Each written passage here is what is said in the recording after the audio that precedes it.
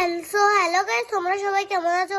আজকে হচ্ছে হিমাল ক্যাক্সের যাই না কি আছে। তো আমরা হচ্ছে এখন আমি রেডি হচ্ছি। আমি তো আইনালে পড়েছি, আমি তো বন্ধ করে রেখেছি চোখ। মা এখন খুলবো। সো গাইস, মার কাছে যাবো এখন। তো এই ভিডিওটা এখন অবশ্যই লাইক আছে। আমি বন্ধ করতে পারবো না। আরে মাম্মা শাড়ি পরছে না। সো গাইস, একদিকে রেডি হচ্ছে।